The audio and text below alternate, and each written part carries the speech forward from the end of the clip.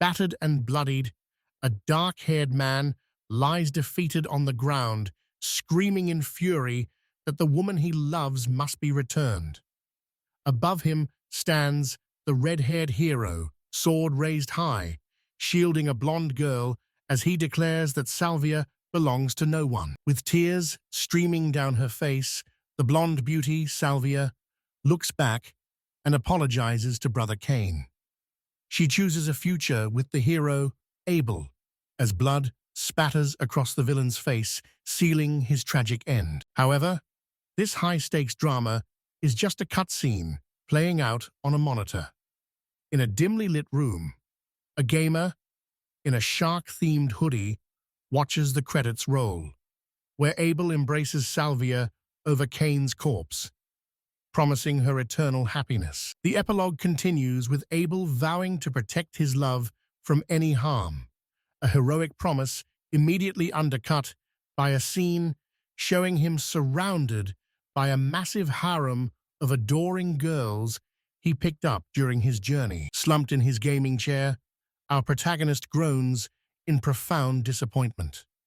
Salvia was supposed to be the main heroine, yet the game treated her like just another face in the crowd. To him, this narrative outcome is pure garbage. He lashes out in frustration, wanting nothing more than for Salvia to be truly happy. As Abel lectures the fallen Cain on the meaning of protection, the viewer wonders if it's finally time to quit this game after 10 weeks of waiting for a major update. Suddenly, the screen fades to black, punctuated only by the faint, haunting image of scattering white petals. When his eyes open, he's staring at a reflection that isn't his own. He touches the cold glass in shock, seeing a stranger with spiky black hair staring back at him. He desperately tries to comprehend what is happening. Confusion turns to horror as he takes in his opulent surroundings. This is exactly like the reincarnation plots from his favorite manga, and a chilling thought hits him. Has he been reborn as Cain, the game's most pathetic and ridiculed villain? Startled by the sound of approaching footsteps, the man, now believing himself to be Cain, turns toward the door. He manages a hesitant yes as a pair of polished shoes come to a halt just outside. He is startled by a voice from the doorway as a butler announces that his fiancée, Lady Salvia, has just arrived for her visit. The name hits him like a lightning bolt, and he lets out a strangled cry of disbelief. The butler stands impassively, with the young woman now visible just behind him. Before he can even process the situation, she bursts past the butler and into the room, apologizing for the sudden intrusion as she rushes toward him with a mix of anxiety and pure excitement. She stops right in front of him, framed by an ethereal aura of falling petals, and offers a sweet greeting, noting that it has been far too long since their last meeting. He is completely starstruck. Seeing Salvia Fernand, the legendary heroine of the game Apocalypse, in the flesh is overwhelming. Up close, her cuteness is nothing short of divine. His face turns bright red as the reality sinks in. His favorite heroine, a literal angel, has descended right before his very eyes. He desperately tries to keep his cool while sorting through the facts. In the game's lore, Cain is 15 and engaged to Salvia, though she looks much younger now than she did in the official character art. More plot details surface. Their families had arranged the marriage at birth, but everything changed when the prince discovered Salvia was the priestess of the World Tree. Coveting her divine power, the prince forcibly broke their arrangement to make her his own. That forced engagement eventually led to Salvia's exile, and now she's thanking him for taking her in. The dark truth hits him. In the original story, Cain was supposed to bully her for 3 years until she took her own life. He realizes the grim path the story is meant to take. To escape his relentless torment, Salvia is destined to eventually seek help from the hero Abel, leaving Cain to his miserable fate. In the original story, Salvia falling for Abel was the trigger that would awaken her powers as a saint. But in the present, Cain's father reveals a darker reality. He only took Salvia in to appease a request, and tonight's banquet will mark the start of the Schwartz family's campaign to break the young priestess. Cain's face hardens into a mask of grim determination. He refuses to follow a script that forces him to hurt his favorite character. While searching through a storage chest, Salvia discovers an envelope bearing the royal seal, and Cain tells her to stay calm as he prepares to reveal its contents. Her eyes widen in horror as she reads the letter from Prince Leon Albion, who claims Salvia as his new fiancée due to her status as the priestess of the World Tree. The prince commands Cain to torment her, promising a reward for his cruelty, but Cain shatters the decree, vowing to protect her at all costs. He resolves to dismantle the game's scenario and forge a new future where they can both be happy, a destiny he is certain he can create. Overwhelmed with emotion, Salvia lunges forward, wrapping her arms around him in a desperate, tearful embrace. Cain gently pats her head, comforting her as she sobs, knowing that with the banquet looming, time is running out.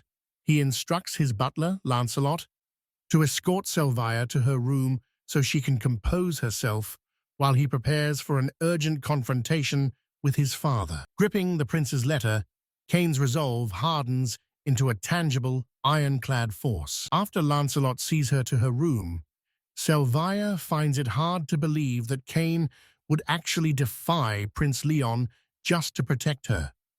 As a single tear traces a path down her cheek, she feels an unfamiliar warmth blooming in her heart, replacing her fear with hope. To steady her nerves before the banquet, she descends the grand staircase, whispering to herself that everything will be fine. She then pauses, cautiously peeking through a heavy curtain into the adjacent room. Standing alone in the silence, she closes her eyes and takes a steadying breath. Clasping her hands together, she invokes her hidden power, whispering the words, "Passion Flower, Summit." In an instant, a dazzling explosion of light and flowers erupts around her, a torrent of raw, untamed magical energy. Her eyes fly open in shock and awe at the sheer scale of the power she has just unleashed. She finally understands. This is the power of the priestess of the World Tree, the ability to command nature itself.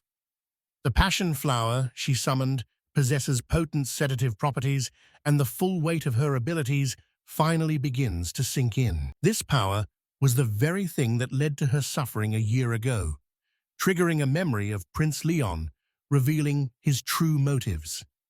Her role as priestess was merely a pretext for his plan to ruin the Atlas Empire and bring prosperity to his own kingdom. Leon intended to weaponize the priestess's power for war, an idea she vehemently rejected.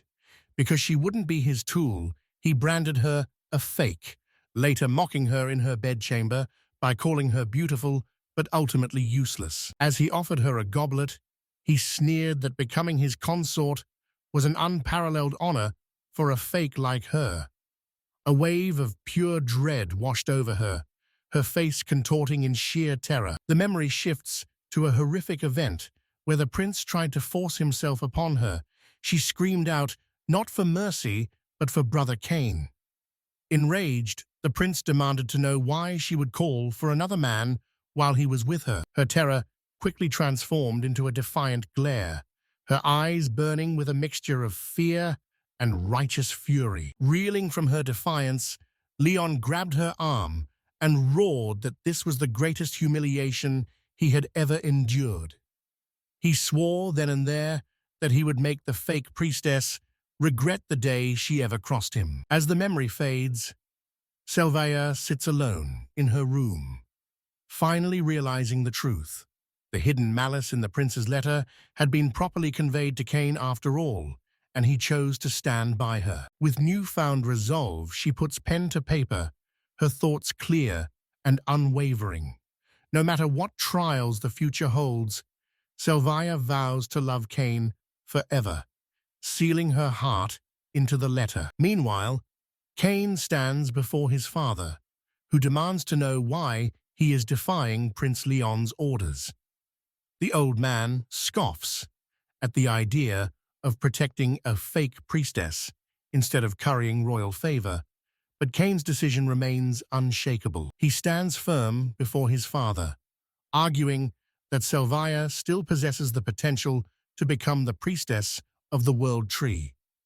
He points out that while rare historical records show the power can awaken as late as the teenage years, his father listens with a calculating expression. But Cain knows an emotional appeal won't work. He must frame this as a business transaction. He coldly reasons that if they take her in for 3 years and she fails to awaken, they can simply discard her.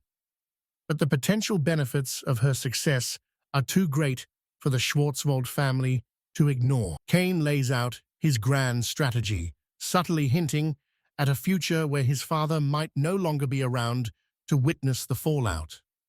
He explains that monopolizing the priestess's power would make their position unassailable, arguing that their duty to the border far outweighs any blind loyalty to the crown. Moving to the study, Cain approaches his father once more, knowing that defying a direct order is a massive gamble that could get him disowned. He doesn't flinch, asking his father how long he intends to stay loyal to a royal family that is clearly rotting from within. His father demands an explanation, but Cain remains calm as he drops a bombshell. His men have discovered a hidden Mithril mine within their territory.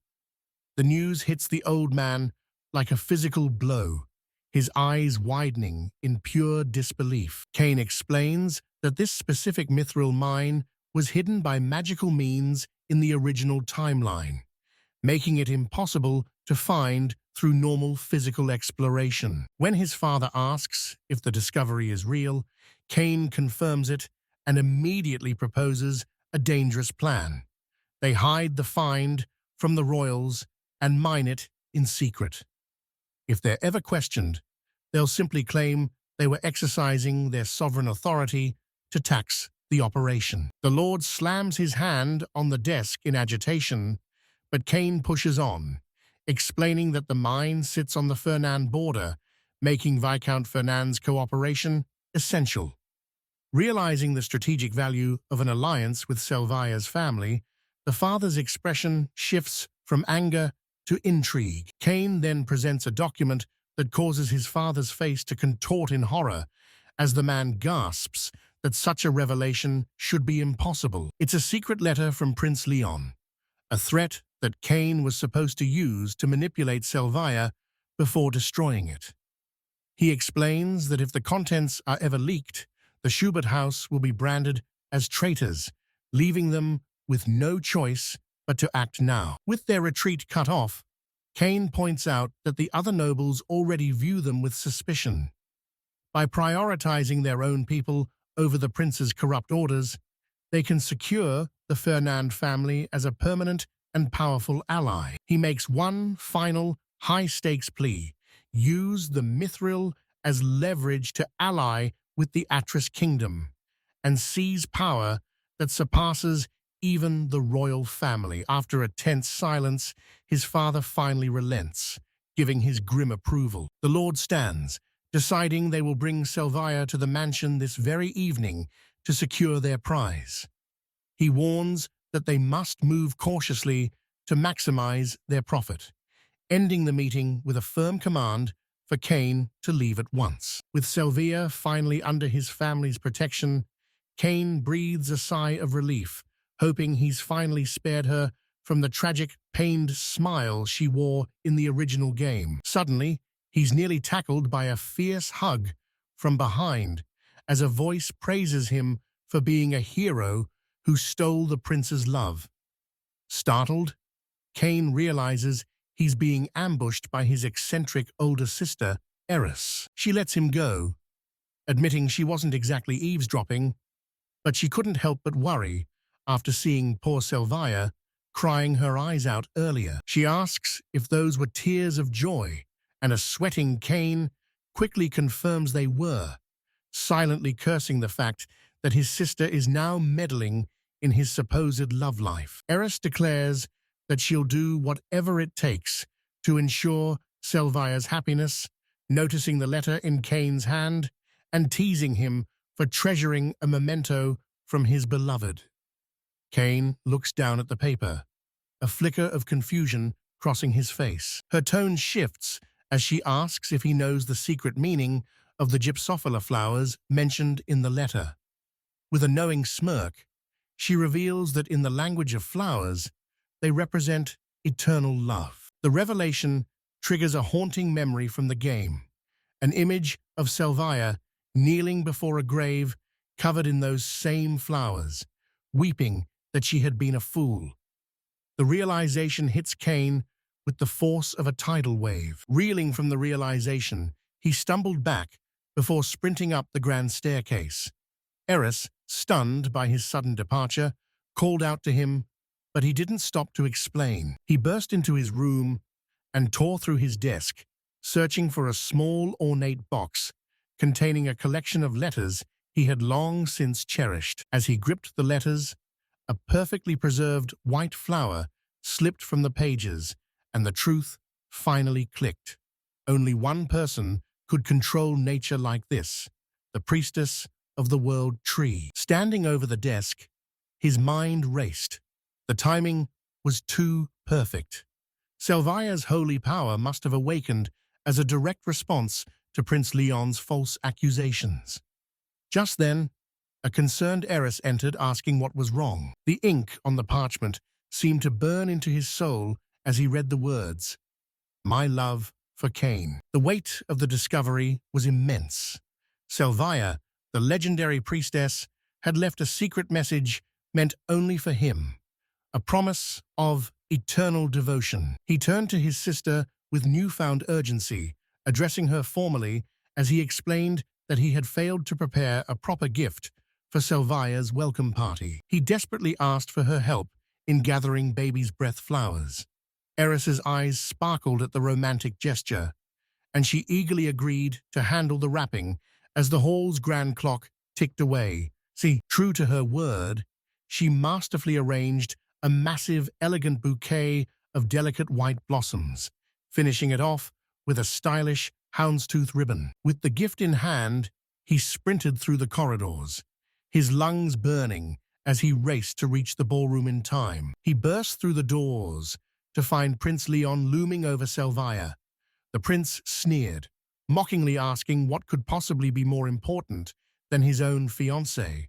But Cain ignored him, presenting the flowers. He apologized for his denseness, finally understanding the message behind her gift.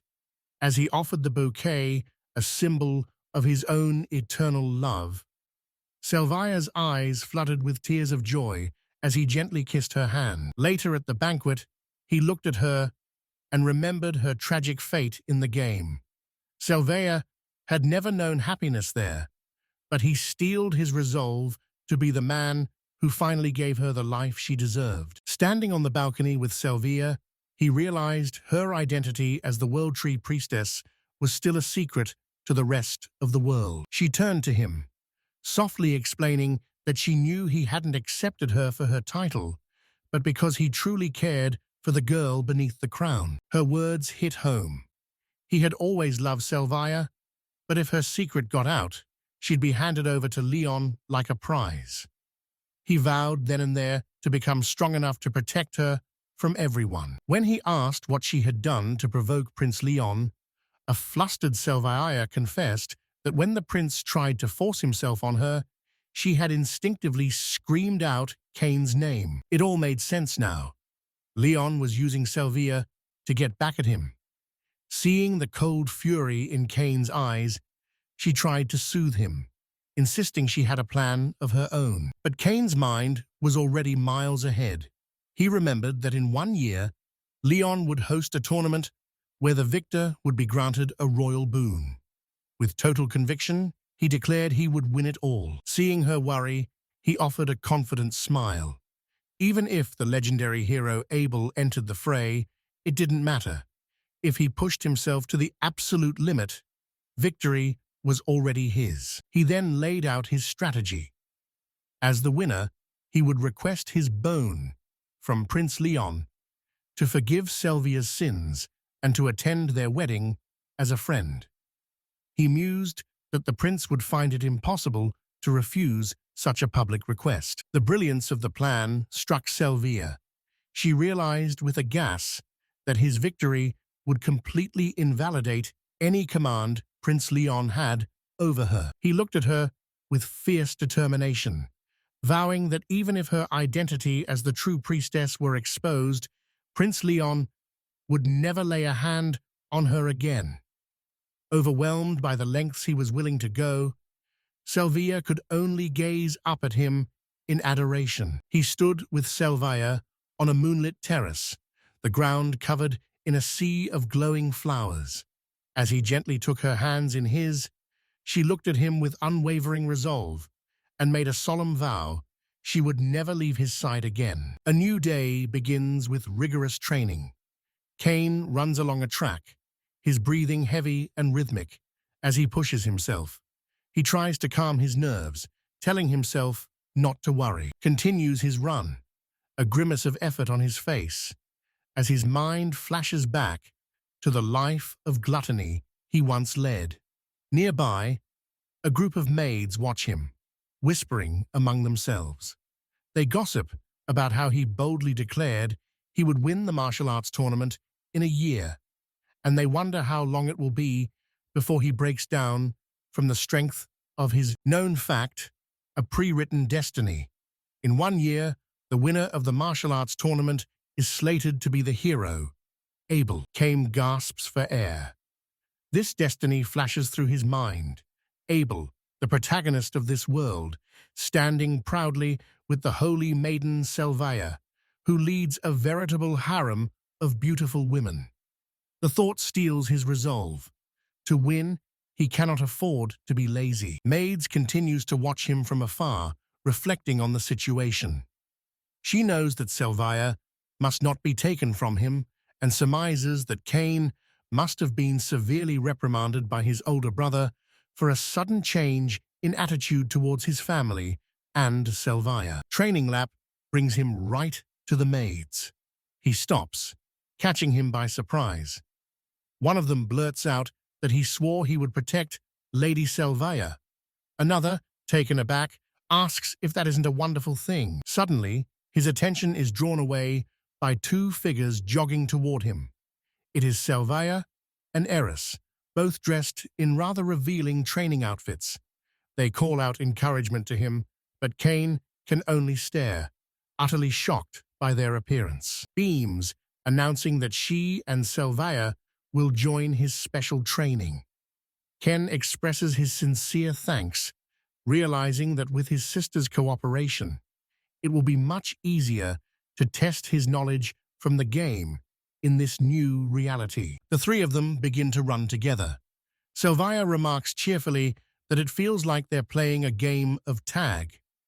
Cain, however, seems preoccupied by the chain in his hand. He glances at the chain, which is attached to a collar around Salvia's neck. He's flustered, thinking that having Salvia as his fiancée is like a dream come true. Salvia, meanwhile, smiles blissfully and says that this is fun, like playing master in pet. Taken aback, as Salvia presents him with a collar and chain, declaring herself as property and urging him to hold on tight. Flustered, he questions her words, but she simply states that when they are outside, he is free to mistreat her as he pleases before dashing away. Earlier that morning, Prince Leon had expressed his doubts about Cain's obedience. He had given Eris a portable magic photography device, ordering her to capture and send him images of Cain tormenting Salvia. Examining the device himself, Cain realized it was a convenient magical item that could imprint a subject's image directly onto paper, like a camera and printer in one. Explain their plan. They would use the collar to stage photos of Salvia being mistreated, all for the sake of securing Cain's future. With a cry of determination, Salvia began to run, the chain connecting her to a reluctant Cain. He held the chain, a bead of sweat rolling down his face, as an unfamiliar, unsettling feeling washed over him. As she snapped a photo, Eris praised their expressions, noting that Cain perfectly embodied the role of a villain tormenting a poor, helpless girl. Salvia collapses to the ground, panting from exhaustion. Eris notes her lingering shyness and instructs Cain to adopt a harsher expression and deliver some truly villainous dialogue. Cain fully embraces the role, reminding himself it's all an act to deceive the prince. With a cold gaze, he declares Salvia is his for life, a line he recognizes from the game's original villain. His words hit home with unexpected intensity.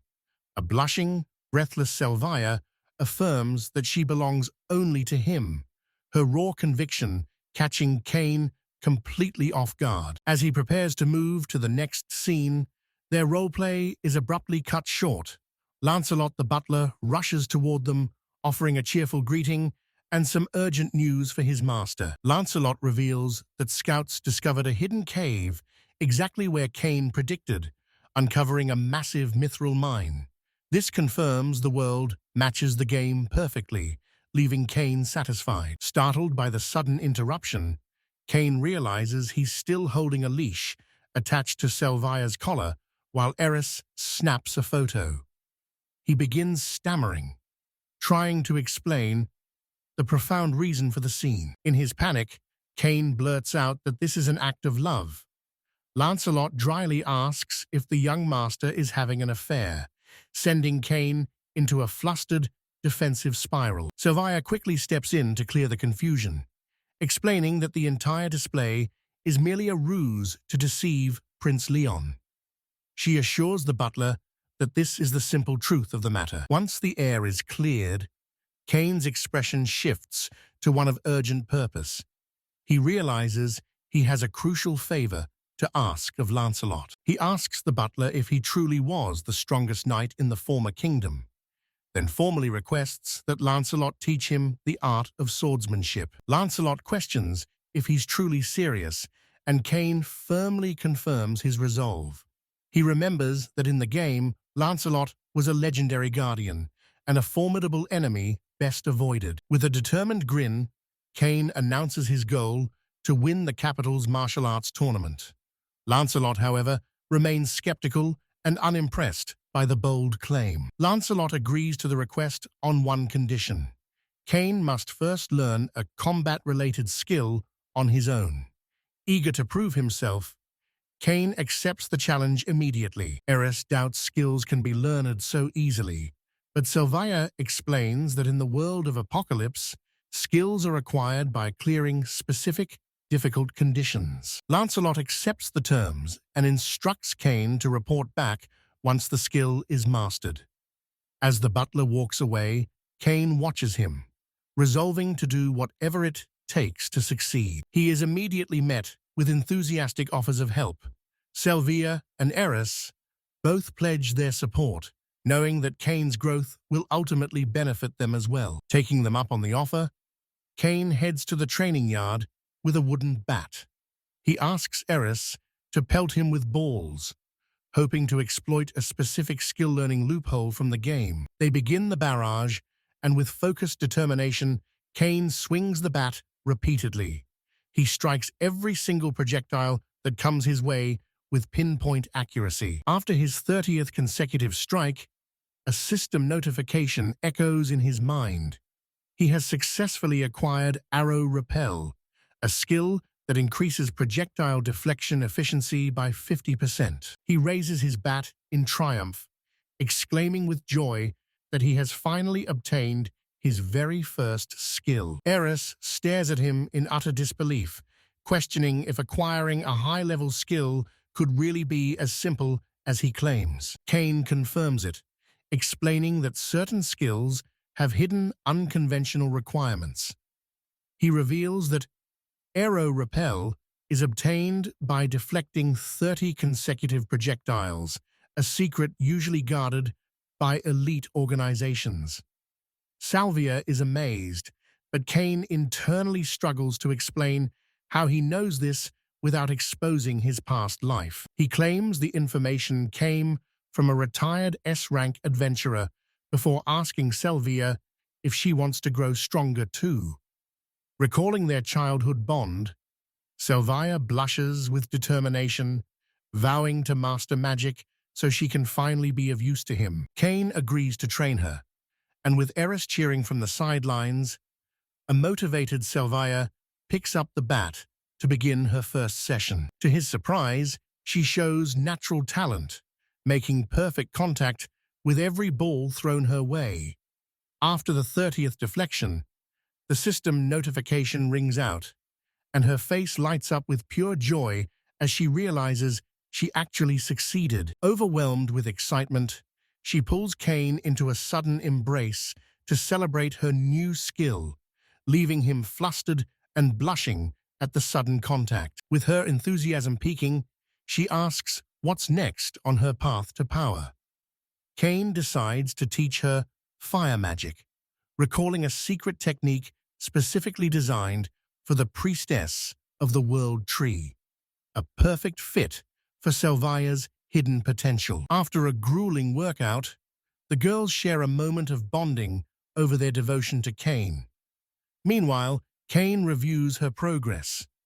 In the original game, she was a pure healer, but he's now forging a new path for her as a fire-specialized shield mage, an unconventional build no one else would ever consider. His focus then shifts to Eris, and a dark memory resurfaces. In the game's original timeline, Eris wasn't even a character because she had already perished. Realizing her life is at stake within the next 3 years, Cain clenches his fist, vowing to defy fate and save her. Back at the Grand Estate, Cain approaches his butler, Lancelot, with a practiced sword in hand. He reveals he's already acquired a skill and asks the former legendary knight to honor his promise and teach him swordsmanship. Lancelot, however, remains skeptical given Cain's past reputation. Cain stands his ground, proving he knows about Lancelot's legendary hidden skills. With a formal bow, he requests an evaluation, leaving the stunned butler with no choice but to agree. Lancelot is absolutely floored by the results. Not only does Cain possess the Black Moon sword style, but he also has Arrow Piercer, a national secret skill that even royal guards struggle to master.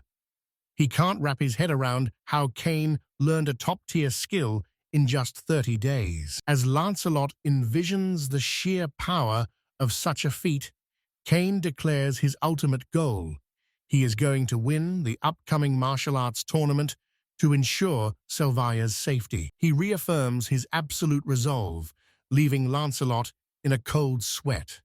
The butler's expression turns strained as he considers the political weight of Cain's ambition regarding Prince Leon. Seeing the fire in the young master's eyes, Lancelot's expression hardens.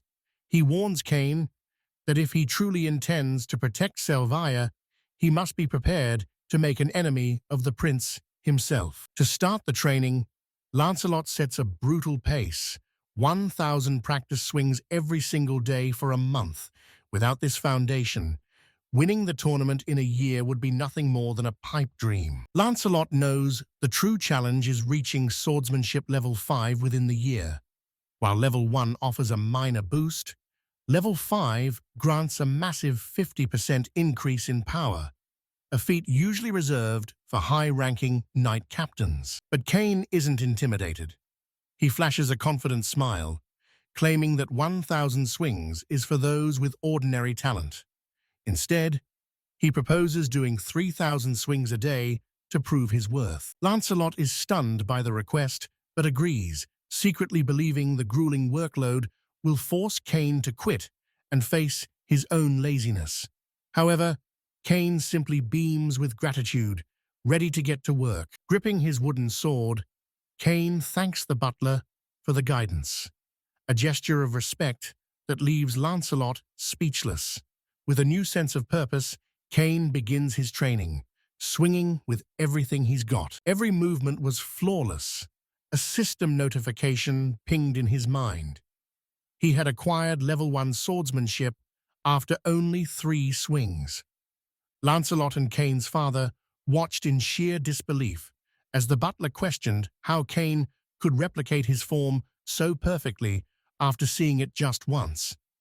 Cain himself was amazed, feeling his understanding of the blade deepen with every motion. In this world, it is a known truth that a unique skill is a rare and powerful ability, exclusive only to the individual who possesses it. This explained Cain's astonishing progress.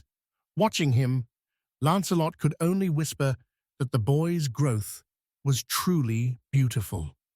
Cain finally understood the source of his power. His unique skill, Black Moon Sword, was a divine blessing granted to a select few, and he found this newfound mastery of the blade to be absolutely intoxicating. Driven by this fascination, he trained until he collapsed from sheer exhaustion.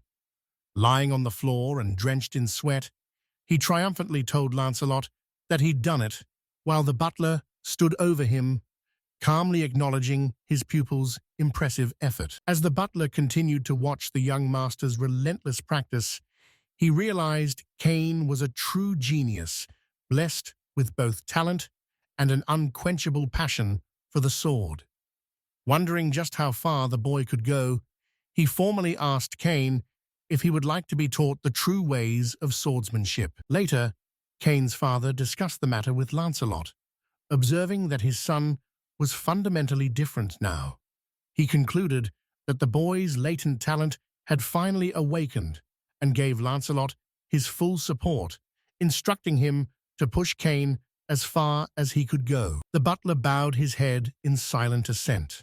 Internally, he reflected on his luck, never imagining he would have the opportunity to personally cultivate such a prodigious talent. The next day, on the sprawling grounds of the estate, Cain relentlessly honed his skills.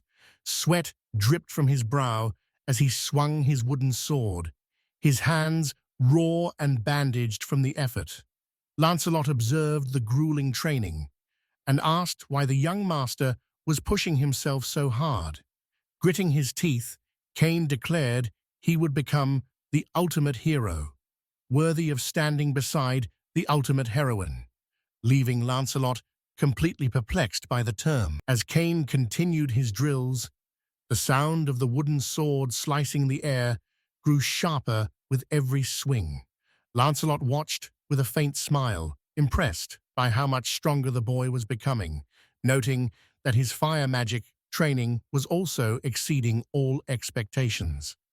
Suddenly, a cheerful voice called out across the grounds, offering Cain her congratulations. It was Salvia, approaching him with a radiant smile.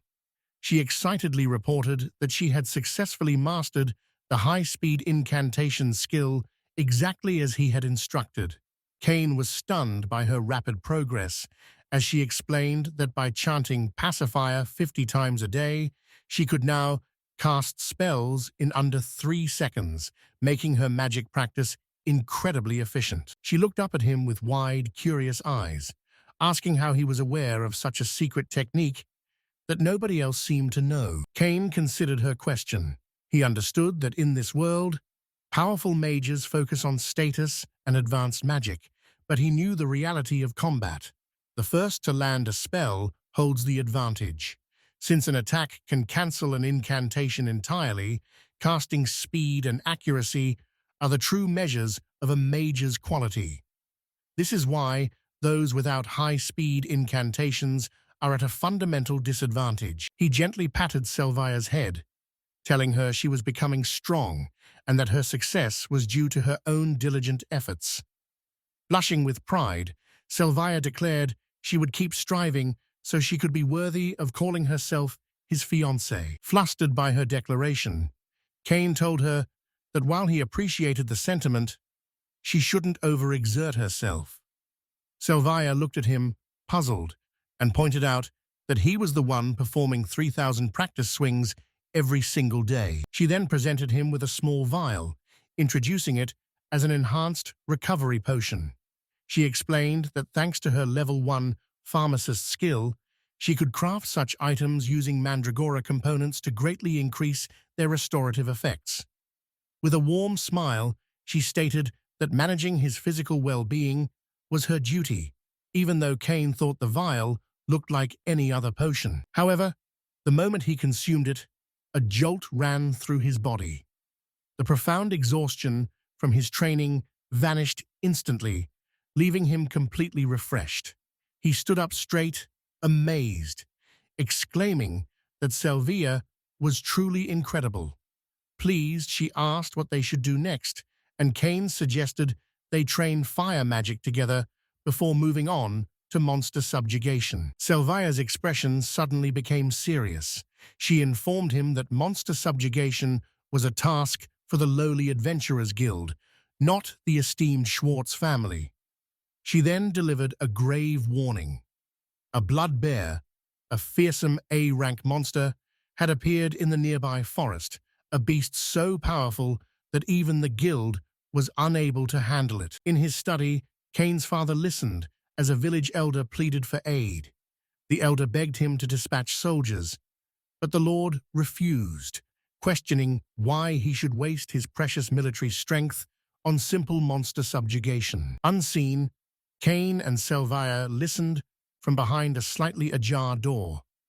He realized his father was arguing with the elders about the blood bear and understood the gravity of their plight. Unable to stand by, Cain strode into the room, startling both his father and the villagers. Addressing his father directly, he boldly declared that he would accept the request and handle the monster subjugation himself. The villagers are moved to tears by Cain's selfless offer. The elder, voice trembling with gratitude, admits he is utterly speechless. Standing beside a worried Salvia, Cain simply asks if their request is finished. Salvia's face, however, is clouded with anxiety. She knows their target is an A-rank monster, and charging in without a strategy seems suicidal. She can only hope Cain has a secret plan up his sleeve. Their conversation is cut short when a young villager recognizes Salvia, calling her the sham saintess who tricked the prince. Cain's expression instantly darkens as he barks at the man to never use that title again, declaring that Salvia will be fighting by his side. He sharply corrects the crowd, reminding them that Salvia never claimed to be a saintess. It was the church that forced the title upon her. Realizing their mistake, the villagers quickly bow and apologize for their ignorance. This fierce defense leaves Salvia in awe, looking at Cain as if he were the greatest man alive. Cain, meanwhile, warns her that he won't tolerate anyone slandering his companions before asking if she's truly ready for the task ahead. Having defended her honor, Cain turns back to his father and boldly rejects his assistance. He insists that he and Salvia will handle the beast alone, but his father, though stunned, offers Lancelot's help instead, even if it leaves the world tree vulnerable. Lancelot steps forward, accepting the order with a bow. He reassures his master that everything is under control as the unlikely trio prepares to set out on their mission. Seeing the Lord's lingering hesitation, Lancelot turns to him with a confident air. He gives his personal guarantee that young Master Cain is more than capable of taking down a blood bear. He reveals that Cain reached level 3 swordsmanship in just a single week. The news leaves his father shell-shocked, as he realizes his son's talent has already eclipsed that of most veteran knights. His shock quickly transforms into a proud smile. He muses that such a terrifying talent, paired with the unique Black Moon sword skill, makes Cain a force of nature that defies all logic. Salvia is equally stunned, remembering Cain was only level 2 the day before. He explains that his morning duel with Lancelot pushed him over the edge. While Cain offers his thanks, Lancelot remains humble, vowing to train Cain even harder while urging Salvia to keep up so she doesn't become a burden. Lancelot's words hit home. The terrifying thought of being captured by Prince Leon resurfaces, fueling Salvia's resolve to gain the strength necessary to survive at Cain's side. Cain reflects on her past as a world tree priestess and the life or death escape they shared. He reaffirms his vow to ensure she has the power to protect herself when the world eventually comes for her. Acting on his resolve, Cain reaches out and takes her hand. The sudden intimacy catches Salvia completely off guard, her eyes wide with shock. He follows it up with a gentle head pat, causing a deep blush to creep across her face. Even Cain seems a bit embarrassed by his own sudden display of affection. Arriving at the edge of a massive forest, Cain notes that this land belongs to the Schwartz territory. As the image of the blood bear looms in his mind, he decides this is the perfect place to mold Salvia into a formidable warrior. In the training yard, Cain raises his blade high, the steel glowing with a surge of concentrated mana. Across from him, his opponent lets out a fierce battle cry as they prepare to clash. Cain swings with explosive power, completely vaporizing the wooden training dummy in a flurry of splinters. From the sidelines, Lancelot watches the display with a keen, observant eye. The butler approaches, praising the young master for his flawless execution. Cain grins, noting that his Black Moon sword skill has evolved exactly as planned, boosting both his lethality and precision. Lancelot remarks that such power should always be used to shield the innocent, marveling at Cain's rapid growth. Cain just brushes his hair back, knowing that while his stats are high, he still needs real combat experience to truly ascend. Lancelot admits he never expected to be challenging an A-rank monster so soon, crediting the butler for swaying his father and asking Cain if he has a strategy. Their target is a blood bear, a beast that relies on raw power rather than complex magic, earning its A-rank status because it's nearly impossible to kill without the proper technique. Cain's eyes gleam at the prospect of massive XP and a super rare skill, while Lancelot bows deeply, hailing him as a true hero before seeing him off. As Cain heads toward the forest, a stray thought brings a blush to his cheeks, and he realizes how much he actually enjoys Salvia's company. He is joined by Salvia, the priestess of the world tree, who explains that the forest itself protects her and reveals that the villagers cleared a path just to see Cain off. Cain then asks if she's familiar with the alhertes, a rare plant known as the destroyer of the forest that most people and players completely overlook. She explains that the alhertes releases a volatile oil to spontaneously combust, using the resulting ash as nutrient-rich soil for its heat-resistant seeds to propagate. Spotting a cluster nearby, Cain realizes these flowers are the secret ingredient for the priestess's ultimate fire-type build, leaving Salvia stunned by his tactical insight. As she holds a blossom, Cain reassures her that it won't explode unexpectedly, noting that the plant seems to be responding to her very presence. He explains that by combining the flower's flammable gas with petit fire magic, she can unleash a devastating explosion, a technique he dubs the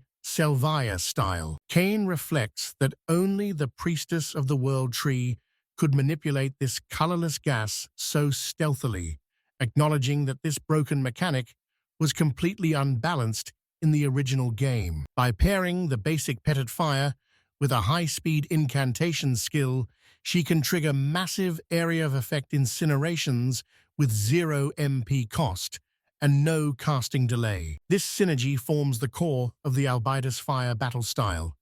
But Cain's thoughts are suddenly cut short by a child's terrified scream echoing through the woods. Without a moment's hesitation, he scoops Salvia into his arms and bolts toward the sound, instructing her to use her new fire magic to create an opening, for his strike. They find a young boy cornered by a pack of vicious black wolves.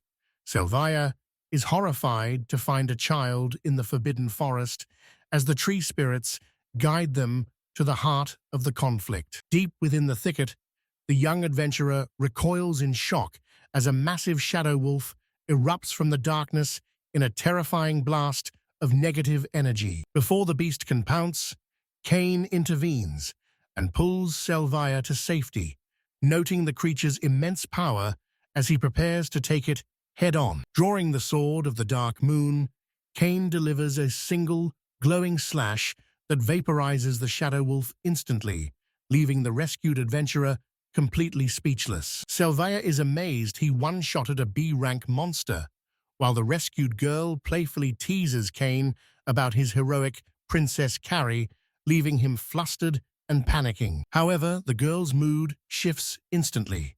She glares at the duo with suspicion, demanding to know exactly who they are and what they're doing there. Facing their hostility, Salvia calmly clarifies that they aren't adventurers. She introduces herself and Cain von Silfert, the Region Lord's son, prompting the guard to wonder why a noble is wandering the forest. Hearing his name, the adventurer recalls Cain's notorious reputation among the commoners. However, this dark history clashes with a memory of a time Cain was kind to her, leaving her deeply conflicted. Her suspicion only hardens. While she concedes that Cain saved her, she finds his casual demeanor towards Salvia disrespectful and demands to know why he's acting so improper. Cain drops a bombshell, claiming Salvia is his slave and using her collar as proof. Salvia beams with joy, confirming she belongs to him, which sends the adventurer into a rage over Cain's perverted, noble lifestyle. Salvia immediately tries to set the record straight, but Cain silences her. He's just as confused by the situation, but he's determined to maintain the cover story assigned to him by Prince Leon. The tension breaks when the young adventurer ignores the drama and desperately begs for help. Her sister, she shouts, has been snatched by a blood bear. The blood bear is a nightmare that drains the lifeblood of humans, leaving shriveled remains in its lair as a grim testament to its nature.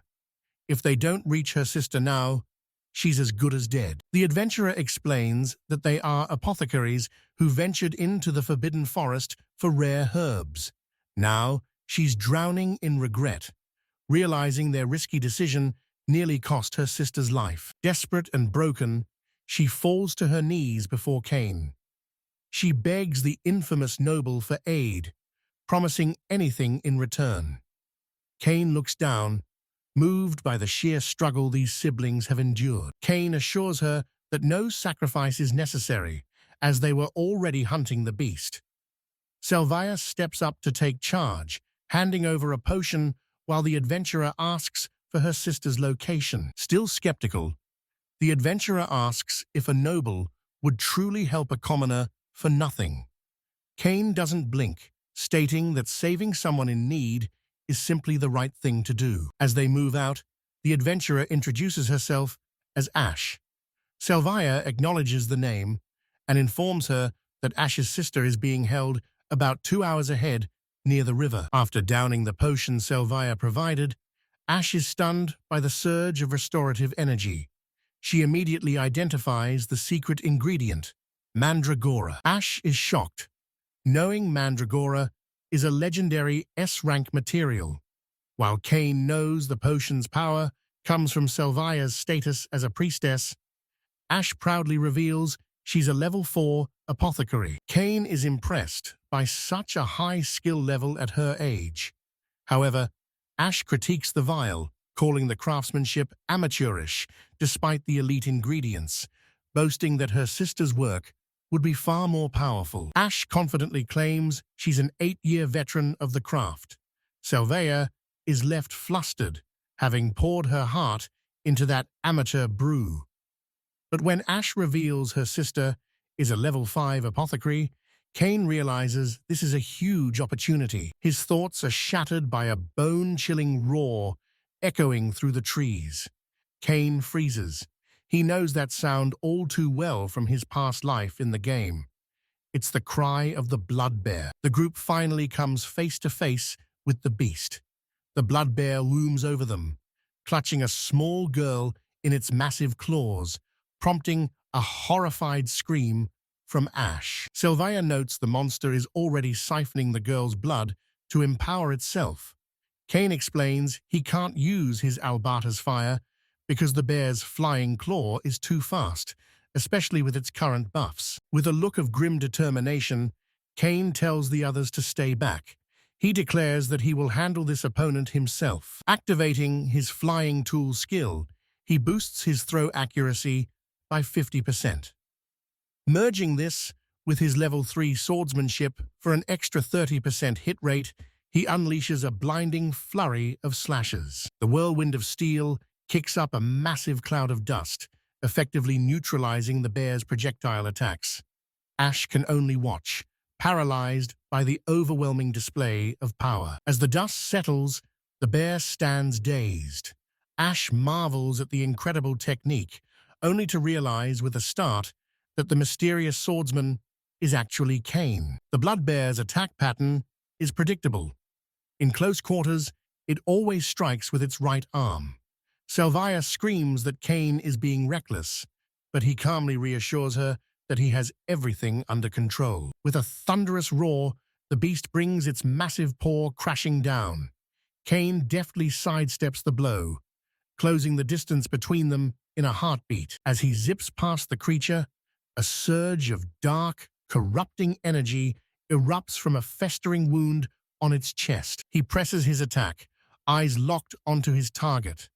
Knowing the blood bear's weak point is its chest, Cain moves with unbelievable speed while Ash watches, breathless. He drives his blade deep into the beast's chest, piercing the source of the dark energy. The massive creature bellows in agony, yet its grip on the unconscious girl remains firm. The impact's sheer force sends Cain tumbling backward across the dirt. Ash cries out his brother's name in horror, while Salvia looks on, her eyes wide with shock. Seeing Cain in peril, Salvia acts decisively. She raises her hands and vows not to let the beast kill him. In response to her call, thick, thorny vines erupt from the earth to restrain the monster. Ash stares in disbelief, wondering aloud if Salvia is actually controlling the plants. Cain realizes her true identity has been exposed, but he's grateful for the assist as he downs a small vial. The vines tighten their grip, constricting the massive bear. Salvia strains, her face a mask of pure concentration as she pours her mana into the spell to immobilize the creature. Rejuvenated by the potion, Cain lets out a powerful roar, his strength returning in a sudden, violent surge. He explodes into motion, dashing toward the ensnared blood bear with his sword held high for one final, decisive strike. With every ounce of his strength, he delivers a devastating upward slash to the beast's chest, the force of the blow echoing throughout the clearing. The young adventurer hands his sister to Cain, pleading with him to protect her. Beside them, Salvia readily agrees to help. As the adventurer runs off to find safety, thorny vines suddenly erupt from the ground and ensnare the young girl. Cain looks down at the scene, his expression strangely calm. The source of the attack reveals itself, a monstrous, hulking bear with massive claws. Facing it down, Abel draws his broadsword and declares that the beast won't get past him. Abel charges forward, his blade becoming a silver blur. The warrior dodges a powerful swipe and carves a deep gash across the creature's chest. Watching the struggle, Cain realizes Abel can't finish this alone. Beside him, a terrified Salvia calls out Cain's name and shouts a spell incantation, sending a torrent of dark energy toward the roaring beast. A streak of dark magic tears across the clearing, erupting from a complex, glowing magic circle. The blast impacts the bear in a violent explosion of shadow, completely engulfing the massive creature. As the smoke clears, Cain stands ready, noting that the protective barrier over the monster's chest has finally shattered. The vulnerable beast stumbles as its chest glows ominously, but dark, thorny tendrils erupt from the earth to pierce its heart. The monster collapses into black energy as Salvia, overwhelmed with relief, cries out in celebration of Cain's victory. She watches in awe as dark, crackling flames consume what remains of the monstrous bear. The creature's massive form dissolves into sizzling black ash, with its jagged claws being the last part to vanish. A notification appears before Cain, congratulating him for slaying a foe 30 levels higher than himself, while Salvia looks on in disbelief. Having jumped from level 7 to 15, Cain earns the Giant Slayer skill, while his Black Moon sword gains a massive boost to accuracy and power. Salvia explains that Giant Slayer doubles his stats against weakened foes, calling it the most vital offensive ability in this world. Nearby, the young adventurer Ash kneels beside his sister, who is finally free from the vines but remains dangerously weak. Ash's focus shifts to Salvia, his expression hardening as he suspiciously asks if she is the priestess of the World Tree. Cain steps in to protect her identity, introducing her simply as Salvia to prevent Prince Leon from seizing her. He humbles himself before Ash, pleading for secrecy as he reveals the prince's plan to use the priestess for his own bloody ambitions. Ash stares intensely at Cain, who silently resolves to do whatever is necessary, even imprisonment, to keep this secret safe. Clenching his fists with newfound resolve, Ash declares that he would never betray the man who saved their lives. Cain responds with a gentle smile, a gesture so unexpected that it leaves the young boy momentarily flustered. Salvia then cheerfully introduces herself, explaining that to her kin, the priestess is a divine figure worthy of worship. When asked why he wouldn't alert the other elves, Ash reveals that his original group was destroyed, leaving them as aimless outcasts. He reflects on the insular nature of elven society, noting how their isolated communities rarely accept outsiders. In a sudden display of loyalty, Ash presses a blade to his own throat,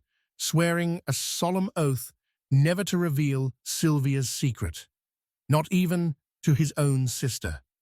While a startled Salvia cries out in shock, Cain calmly acknowledges that the gesture is appreciated. Seizing the moment, Cain extends an offer. He wants Ash to join them and serve the Schwartz family as a dedicated pharmacist to care for his sister. The unexpected proposal leaves Ash completely floored, his jaw dropping in pure disbelief. After regaining his composure, Ash asks if the offer is genuine. Cain confirms it, explaining that combining a pharmacist's knowledge with a priestess's power is the key to mass-producing rare medicines. Beyond business, it also allows Cain to keep a close eye on Ash to ensure their secrets stay buried. Just then, Ash's sister begins to stir, weakly calling out for her brother. Ash immediately rushes to her side, meeting her weary, questioning gaze as she wakes. From a short distance, Cain and Salvia watch the emotional reunion unfold. Reaching a sunlit forest clearing, Cain and Salvia come to a halt alongside the two siblings they just rescued. Waiting for them is a young elven woman with a dirt-smudged face who looks up in utter astonishment at the new arrivals. She bows deeply in gratitude as Ash explains that Cain and Salvia were their saviors. Ash then admits his own shock upon realizing that Cain is actually the son of the local lord. With newfound excitement, Ash adds that Cain has even hired him to be the family's exclusive herb gatherer. Overwhelmed by such incredible kindness, the elven woman waves her hands frantically, thanking them profusely for their generosity. Cain smiles warmly and suggests they all head home for a meal, even proposing a welcome party for that evening. The siblings are absolutely delighted by the invitation. Nearby, Ash's sister bows deeply to Salvia, promising that if the priestess can forgive her brother's earlier rudeness, she will do the same. Salvia calmly accepts the apology. Later on, Cain displays the massive pelt and razor-sharp claws of the blood bear. He notes that these rare materials will fetch a high price, providing them with a significant boost in funds. The elven woman formally introduces herself as Ruru, a pharmacist who vows to work tirelessly alongside her brother.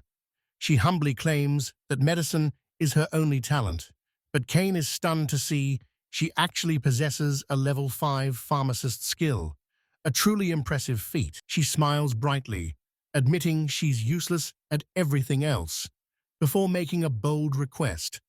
She asks Cain to teach her his secrets, having realized the high-quality medicine Ash used was his own creation. While the elven pharmacist and her brother look on, Ash turns to Salvia with wide-eyed amazement, asking if that miraculous recovery medicine was truly her doing. Their long journey finally concludes at a grand, sprawling estate, bathed in the soft glow of a new dawn. 90 days have now passed since Cain regained his past life memories. He's established a grueling training routine, sprinting across the estate until he's out of breath, while Salvia playfully jogs right behind him. His hard work certainly hasn't gone unnoticed. A group of maids calls out in admiration, praising his looks and begging for his attention. Flustered, Cain finds himself grinning uncontrollably, a reaction he never experienced with girls in his former life. Salvia leans in close with a mix of amusement and possessiveness, teasingly pointing out that his grin is just a little too wide for her liking. She reassured him that it was wonderful the world was finally seeing his true nature, proudly declaring him the guardian deity of the Schwartz territory, a title Cain found a bit too grandiose. He couldn't exactly deny his reputation. His rank in the Adventurers Guild had skyrocketed as he consistently took down monsters that even elite parties couldn't handle, solidifying his status as a legendary protector. Yet his true motivation was far more personal. All this monster hunting was merely a means to grind levels, ensuring he had the power to protect Salvia's happiness. He showed his devotion by gently kissing her forehead to the delight of the spectating maids. But despite his saintly reputation, a gnawing concern ate at him. The main story hadn't even started, yet high-ranking monsters were already becoming scarce. This led him to a terrifying realization. What if this wasn't a fresh start, but a new game plus scenario? In such a world, the difficulty would be cranked up and rare. Powerful monsters would appear much earlier, a realization that made him clench his fist in dread. He began to sweat as he considered the grim possibility that the hero's level cap might be stuck at 99. The weight of these thoughts sent a cold shiver down his spine and beads of sweat down his brow. He worried that at his current pace, his growth wouldn't be enough. With only 9 months left, he calculated he'd barely reach level 70, leaving him with no clear path to victory. His only viable strategy was a grueling, endless marathon of forcing boss monsters to respawn just so he could slaughter them over and over again. As he plotted this daunting task, a frantic voice suddenly called his name, making him jump and wonder what kind of madness was unfolding now. It was Lancelot, overcome with emotion. The butler confessed his black market dealings were actually to fund a private army for the people, tearfully vowing to become a demon himself if it meant supporting Cain's path of chivalry. Salvia, drawn by the noise, overheard and praised Cain's supposed foresight in raising an army, though Cain knew his true goal was much simpler, protecting his favorite heroine at all costs. After Lancelot confirmed the supplies had arrived, Cain explained they needed the strongest army possible to defend Salvia, leaving the butler stunned that a 15-year-old was completely revolutionizing their military strategy using top-tier materials. Recalling strategy guides from his past life, he knew that that using high-priced items in the late game was the optimal move, so he placed a massive order and asked Lancelot to lend him a hand. With absolute resolve, Lancelot declared he would pour his entire fortune into the domain, and Cain realized that for the butler, the people's happiness was synonymous with his own. Suddenly, Lancelot grabbed him and roared with overwhelming emotion, his grip tight as he proclaimed how profoundly moved he was by Cain's selfless dedication. As the butler continued his loud displays of gratitude, Cain tried to calm him down, insisting his actions weren't just for him, while Salvia watched nearby, marveling at the incredible story unfolding. Shifting focus to her own plans, Salvia announced with tears of joy that Eris had invited her to go shopping in town for new clothes together. Cain gently held her sleeve, expressing how happy he was that she and Eris were bonding, though he regretfully explained he had urgent matters to attend to and couldn't join them. Shortly after, the carriage departed with a jubilant Salvia waving back at the estate, shouting about how truly wonderful her day had become. Inside a moving carriage, Eris playfully tells Salvia how grateful she is to Cain. She observes that Salvia has truly changed for the better because of him, noting that his success in both governance and business is proof of the power of love. With a mischievous grin, Eris leans in and asks if she and Cain have shared a kiss yet, sending Salvia into a total panic. Caught off guard by the blunt question, Salvia stammers out a frantic denial. Eris pushes her further, reminding her that she was just holding on to him during the recent emergency, leaving Salvia terrified that she let something slip in her state of shock. She explains that Cain is working tirelessly every day to earn Prince Leon's approval of their relationship. With a look of pure determination, Salvia adds that Cain is also striving to become a man truly worthy of her hand. However, she confesses her inner conflict, revealing she's resolved not to touch or kiss Cain to avoid causing him any more anxiety. Recalling her desperate attempt to get a love potion from the pharmacist Ruru, she laments that her plan to be considerate failed, and that she only made an unreasonable demand. Hearing this, Eris offers her friend some much-needed reassurance, telling her not to worry, because her love for Cain is clearly genuine. She insists there's no need for anxiety, theorizing that Cain's previous villainous actions were actually part of a calculated plan to protect Salvia. Eris promises that as long as she keeps sending her reports, their secret relationship won't be exposed to Prince Leon. Overwhelmed with gratitude, Salvia begins to cry, thanking Eris for everything.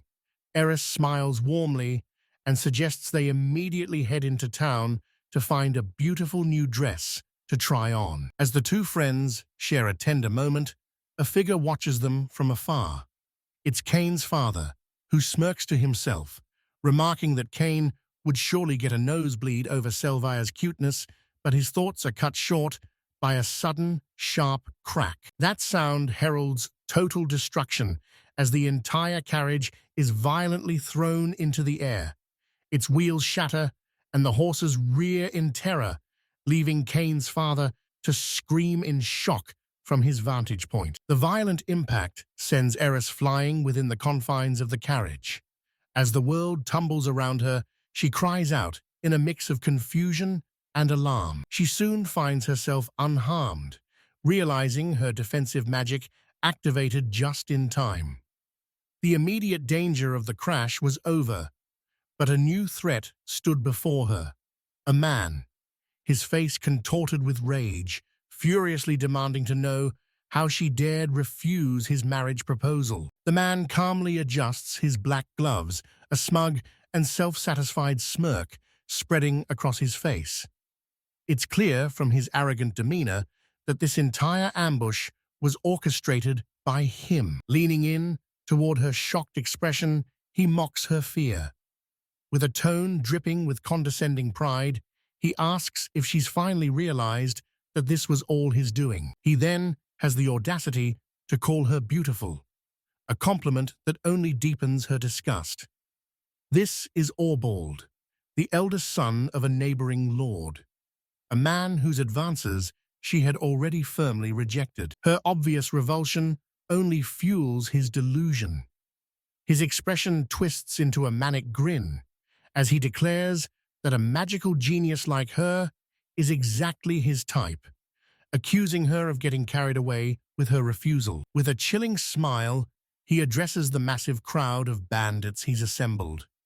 He proclaims that he hired them all just to show her how great he is, revealing the terrifying depths of his obsessive pride. Before the restless crowd, Eris and Salvia stand frozen, their expressions a mixture of shock and apprehension. In the distance, Orbald addresses the gathered thugs with his arms spread wide, inciting a volatile assembly. He turns his furious gaze upon Eris, shouting that her resistance is foolish. He declares that with her father, the Marquis, away, this will escalate into a war with the Shilbad family, sneering that all witnesses are nothing more than property to be sold to slave traders. His inflammatory words ignite the crowd, and chaos erupts as the bandits begin to fight amongst themselves. Eris's retainers rush to her side, urging her to flee the escalating violence, while she can only stare in horror, wondering if he's truly serious. Reveling in the bedlam, Orbald throws his arms up in triumph and roars with pleasure. He bellows that this is the consequence for the woman who dared reject him, exulting in the power he now wields over her life and death. Amidst the chaos, one of Orbald's men, a massive brute with a bandaged face, points toward Salvia. He leers at his scarred companion, suggesting they have some fun with her, a vile proposition that fills the air with dread. As the scarred thug advances, Eris bravely steps between them. Spreading her arms to shield the younger girl, she commands him to halt, firmly declaring that Salvia is her brother's fiancée, a revelation that catches the man off guard. Salvia, however, insists that Eris is the one in danger. She asks if Eris's father, the king, ever mentioned her engagement to the prince, then pointedly questions if Prince Leon actually ordered the mistreatment of the Shilbad family. The weight of her words hits Orbald, but instead of backing down, a manic, twisted grin spreads across his face as a dark realization takes hold. He and his men close in, surrounding the two women. Dismissing Salvia's warnings, he claims this is a just battle to punish the Shilbad family for their defiance, declaring that he is free to do whatever he pleases with their territory. Eris protests, warning of the inevitable suffering, but Orbald merely laughs with cruel glee. He shouts that he doesn't care about the consequences as long as he's satisfied, leaving Eris horrified as she realizes her family's ideals were a total lie. Orbald leans in with a mocking smirk, asking if she's about to cry before announcing to the crowd that it's time for revenge. He claims Eris for himself, while telling his men they can have their way with the cornered saintess. The mob erupts into a bloodthirsty frenzy, vowing their eternal loyalty. Stepping forward, Salvia looks on in disbelief, giving Orbald one final warning. If he intends to harm Eris or her family, she will be forced to retaliate. Eris turns in alarm, terrified by Salvia's declaration. She knows Salvia is desperate to fight, even though she seemingly only knows a low-level Poochie fire spell. Standing her ground against the leering crowd, Eris acknowledges Salvia's training but can't fathom how a lone priestess could possibly survive against Orbald and his entire mob. Orbald's face twists into a condescending sneer as he taunts Salvia, asking if hunting monsters with Cain made her overconfident. He scoffs at her Poochie fire, mocking the idea of a novice mage standing against a genius like him. He then turns his vitriol on Eris, calling her disgusting, which sends her into a protective rage. Salvia, equally incensed, silences him by reminding the brute that Cain defeated a demon he couldn't even touch, vowing never to forgive his insults. Pushed to her limit, Salvia unleashes her magic with a cry of "Poochie fire!"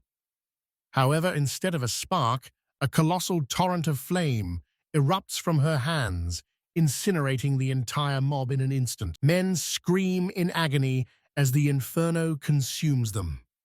Orbold stands frozen, his mind reeling from the sheer, overwhelming display of power he never saw coming. The fiery wave continues its relentless path of destruction, sweeping through the ranks of his men without a shred of mercy. Orbold stares at the charred aftermath, sweat pouring down his face. He simply cannot comprehend the source of such devastating, godlike power. Contorted with rage and disbelief, Orbold screams that such magic is impossible without an incantation, dismissing it as a cheap trick. He brands her a fake priestess and orders her death, while Salvia herself stares at her hands in shock. Her shock quickly hardens into steely resolve. She realizes she can no longer afford to hold back, even though a spell of this magnitude is usually reserved for high-ranking court mages, a level of power she shouldn't possess. Before the mob can move, they are suddenly ensnared by dozens of glowing, razor-thin threads. The bindings originate from a mysterious, dark-haired man who appeared out of nowhere, his hands controlling the magical energy. The threads tighten, completely immobilizing the thugs. As Orbold yells in bewilderment, Eris calls out to Salvia from the sidelines, desperately checking to see if she's unharmed. In that moment of confusion, Cain springs into action. He vaults through the air, delivering a devastating kick to one thug before instantly neutralizing another with a powerful blow. As he glides through the immobilized crowd, Salvia watches in awe, her voice a mix of relief and shock. A group of brutes corners Eris, with one snarling directly in her face. She recoils in fear, realizing the sheer aggression of her assailants is far more than she ever anticipated. Suddenly, Cain is among them, his blade drawn. He stands as the calm center of a brewing storm, surrounded by thugs, as he coldly announces his intention to eliminate them all. His eyes narrow, reflecting a frigid and unwavering determination that chills his enemies to the bone. He becomes a blur, unleashing a series of swift sword strikes. Arcs of light flash through the air, forcing the stunned mercenaries to stumble back in terror. Pivoting into a spin, he releases a powerful shockwave that sends the entire mob flying. From a distance, Orbold witnesses the display, his face twisting into a mask of pure rage as he recognizes the source of this incredible power. The moment triggers a memory of a past confrontation. Orbold had once furiously demanded to know who this trash was, only for Cain to introduce himself as Cain von Silford, vowing to send Orbold to hell for daring to lay hands on Salvia and Eris. Back in the present, a notification flashes in his field of vision. His swordsmanship skill has leveled up to 4, increasing his accuracy and attack power by a massive 40%. Seeing Cain's effortless dominance, Orbold seethes with envy. He screams that Cain is getting far too cocky for someone who was once a total nobody. Cain responds not with a physical strike, but with a surge of mana. Spreading his arms wide, Orbold counters by casting powerful enhancement spells, boosting his entire force with fire resistance. Cain notes that this Orbold is a far more skilled mage than his game counterpart, capable of buffing an entire army at once. Orbold smirks, declaring such a feat is only natural for a genius like himself. The magically enhanced mercenaries jeer and laugh, emboldened by their new protection and ready for the slaughter. Orbold cackles maniacally, mocking Cain and claiming his fire-resistant spells have rendered the boy's magic useless. Behind them, one of Eris's maids bravely steps forward, vowing to protect her mistress at any cost. However, Cain remains unfazed, calmly telling Salvia to stay back. He recognizes the flaw in Orbold's spell. It offers no protection against physical attacks, and prepares to unleash a power he has never before used on another person. Just as the confrontation reaches a breaking point, a commotion erupts from the woods. Lancelot has arrived with reinforcements, striking down one of Orbold's men before the villain can even react. The butler, Lancelot, stands firm with his sword drawn. He positions himself between the axe-wielding mob and the terrified heiress, acting as an unbreakable shield for the maids. Without a moment's hesitation, he moves. In a whirlwind of steel, Lancelot carves a path through the attackers, his movements far too fast for them to even attempt a counter. A single sweeping strike sends his opponents flying, their bodies tossed aside like leaves in a gale. The sheer force of his swordsmanship is utterly overwhelming. With the immediate threat neutralized, Cain addresses the butler. He tasks Lancelot with protecting the ladies while he goes to settle the score with Orbold. Lancelot accepts the command without question. As he prepares to move, Cain reflects on the surprising strength of his legs, realizing that his daily 20-kilometer runs were actually perfect preparation for this fight. Lancelot observes this, noting that the results of Cain's rigorous training are truly fascinating. Lancelot then turned and bowed deeply, expressing his profound admiration. The revelation of his identity sent a shockwave through Orbold's ranks as they stared in disbelief, realizing this was the legendary former vice-captain of the Knights, the strongest warrior in the kingdom. Orbold could only watch in horror as Lancelot spoke with fervor, declaring that Cain was the very embodiment of ideal knighthood. His mind raced, recalling his father's stern warning to never cross the legendary knight, who now claimed that true strength lies in protecting those one loves. Shock quickly turned to outrage as Orbold shouted, demanding to know what Lancelot was doing there.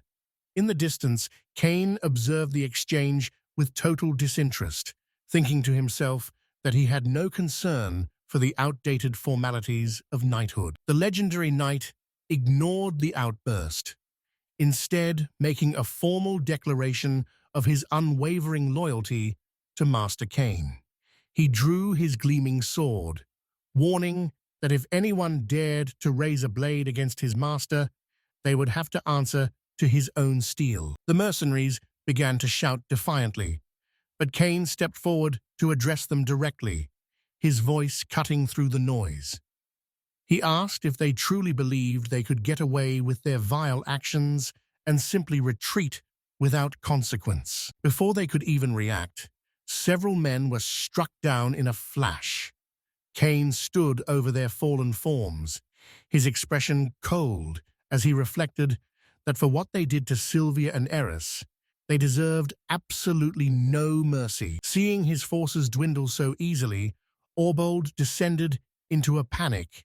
He shrieked at his remaining men to flee and protect him, desperately offering a massive bonus of 10 gold coins to anyone who could defeat the young lord. Tempted by the life-changing reward, the remaining mercenaries let out a roar and charged forward as one. Cain met their assault without hesitation, his body becoming a blur of motion as he moved between them, his blades striking out in a lethal flurry of impacts. The relentless counterattack continued as he deflected one man's sword while simultaneously smashing the pommel of his own blade into another's face. A final, brilliant flash of energy erupted, leaving the last mercenary staring in wide-eyed terror at the aftermath. Cain stood perfectly still amidst the carnage, his expression calm and resolute. Standing over the fallen bodies, with his sword held loosely at his side, he noted their movements were too slow and wasteful. He reflected on the power of his Black Moon sword, knowing he must be careful not to let its dark attribute deal fatal damage. He needs them alive to properly atone for their crimes. With his resolve hardened, he turned his attention to the next group of hostile men armed with makeshift weapons. He reaffirmed his decision. These people must be made to pay for their sins while they still draw breath. Cain stood amidst the defeated mercenaries, casually brushing a hand through his hair as Lancelot approached to praise his impressive display. Cain reflected that in the original game world, where Eris didn't exist, an act like this might have led to his exile. He looked over to see Eris, who was awestruck by his incredible strength. The sight brought back fond memories for Cain.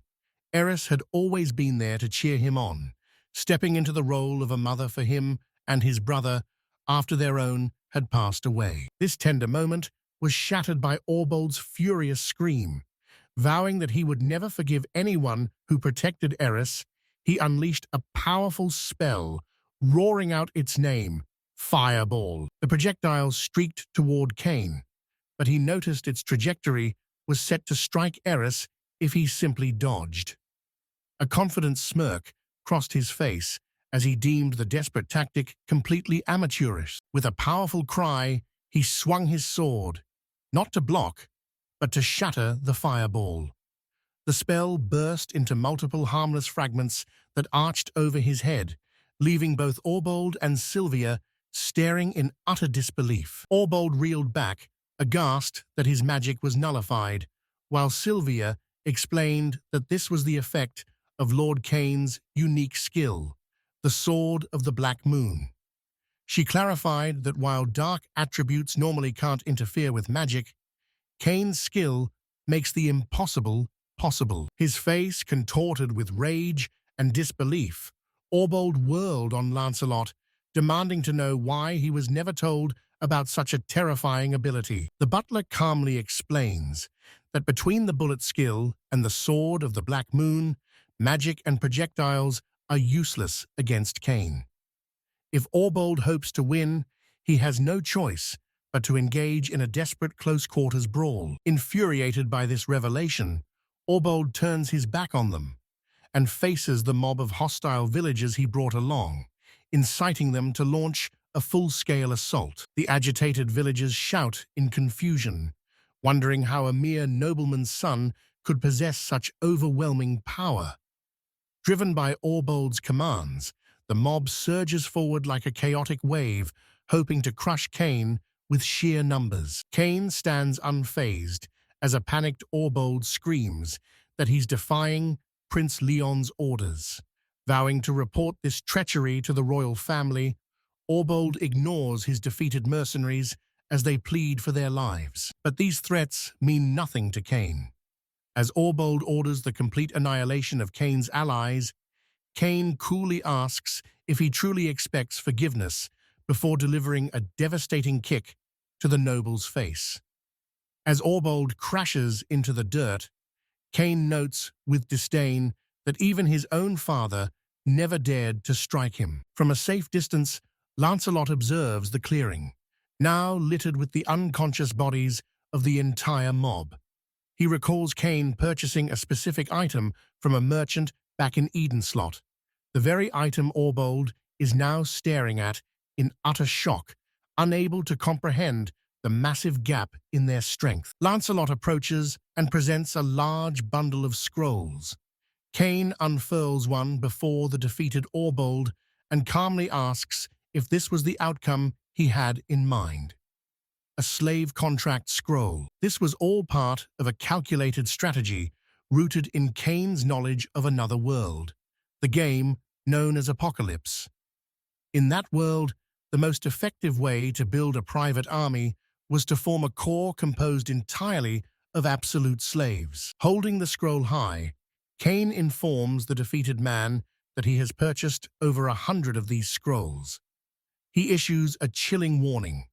Once the contract is signed, defying a command triggers a curse so agonizing it feels like a slow crawl toward death.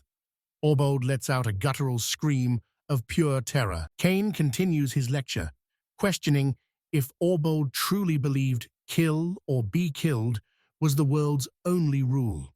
he muses that while nobles have power, they are also targets, making their capture as slaves a massive advantage.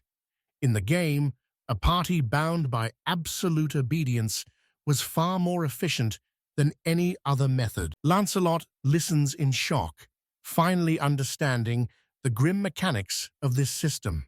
If a slave's loyalty drops too low, their mind shatters. Absolute loyalty is maintained through absolute fear. The butler realizes Cain is offering these bandits a chance to atone through servitude rather than facing certain execution. Cain then addresses the terrified villagers, declaring he could never trust them with Salvia's protection after their betrayal. He reveals he knew about their deception all along. They knew she was the priestess of the World Tree, yet they still conspired to abduct her. He explains that this confrontation was meticulously planned. He had been systematically buying slave scrolls, anticipating the day he would need them for the local bandits. The attack on Eris and Salvia confirmed his suspicions, and reports of the bandits' gathering gave him the perfect opportunity to strike. As he lays out his solution, Eris's eyes widen in pure admiration. She realizes with a gasp that Cain had planned this far ahead entirely for the sake of the domain and her sister. Orbold grovels in the dirt, begging for mercy and promising to be a powerful asset in the coming war as the next head of his family.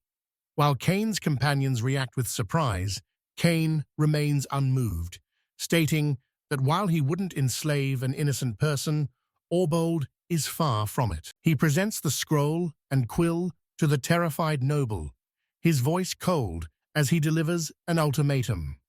Sign the contract or die on the spot. He adds a chillingly calm threat, noting that signing means Orbold won't have to face the Earl's family on the battlefield. With a trembling hand and sweat beading on his brow, Orbold signs his name. Cain watches the act with a quiet, unreadable intensity. Picking up the completed contract, Cain asks the defeated man what he would have done if their roles were reversed, musing that Orbold likely would have killed him without hesitation. He then offers a sliver of reassurance, stating he has no intention of giving unreasonable orders. He explains the true purpose of the contract. When the time comes to face Prince Leon's army, Orbold will serve as reinforcements for the Earl. Now bound, the man known as Gordon Shoebolt swears absolute loyalty to Cain, his face a mask of terrified determination. From the hills, the roar of the other men accepting their fate echoes across the landscape. The terms of the contract are absolute. If Cain's orders are ignored, the resulting pain is so unbearable that refusal becomes impossible. While Orbold wails in defeat, Salvia turns to Cain with a bright, earnest expression, thanking him sincerely for saving her life. She explains how the fire magic he taught her has given her the confidence to protect herself, while also expressing gratitude for him looking after Eris. Nearby, Eris is stunned to realize Cain was the one behind Salvia's power, while Cain turns his attention to the defeated mercenaries, offering them a choice. His voice booms with a chilling ultimatum: choose death or servitude, making it clear that he won't hesitate to execute anyone who refuses to swear allegiance. Faced with his overwhelming presence, every single mercenary bows their head and kneels in total submission. With a new army secured, he orders Orbold to report back to the royal family with a lie: that Cain is treating Salvia as nothing more than a slave. This bold political gamble stuns Cain's father, who marvels at his son's cunning, while Cain casually informs Orbold that their houses are now allies. He christens his new soldiers the Shoebolt's Corps, immediately ordering them back to the estate for a brutal regimen of 1,000 sword swings. Before they leave, he stops them to set a higher bar.